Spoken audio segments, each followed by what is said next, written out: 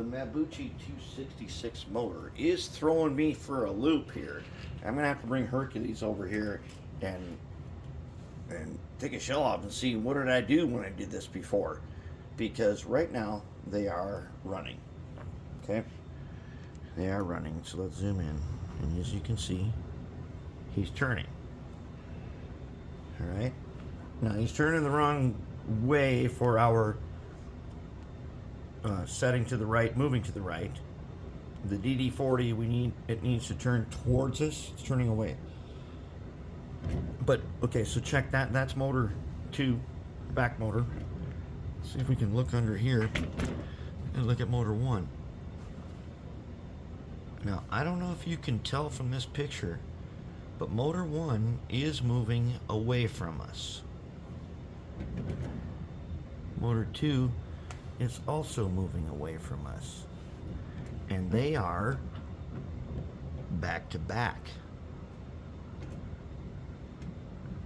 That's throwing me for a little loop, because normally wiring two motors, if you put them back to back, you should have to reverse it. Now this is a parallel wiring setup. So that means the power comes in, as you can see, to motor 1. Motor 1 is turning away from us. But wiring motor 2 in parallel, just straight across, and then turn him around so he's facing the other way, he's also moving away from us. I'm going to have to think about that logic. But check this out. The 266 is such a modern advanced motor that, let's take a look over here at, look at that. I'm at 0.4 volts. Okay, I'm trying 0.03 amps because we're moving super slow. Okay, now if I turn them up, there's 1 volt. Let's turn them up a little bit, a little ways. Turn up 5 volts. Okay, now this is 2 motors at one time. And look at that, we're at 0.05. 6 for amps. Almost 12 volts. We're still at 0.08.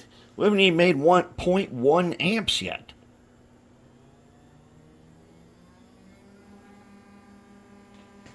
You can hear them running.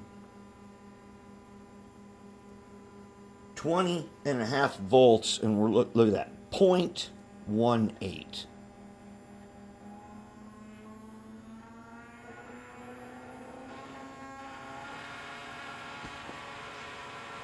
.9 volts, and we're at 0.7, and that's only because they're buzzing against the table. I could put a weight on there to hold them down, but this is why I say this motor, let's say max power on most DCC levels is going to be around 16.5 on mine. Let's say it's on mine, so it's about 18.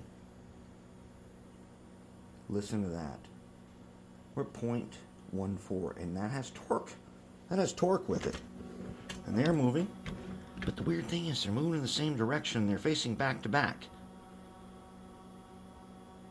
Now that is a modern motor far beyond our 283 here.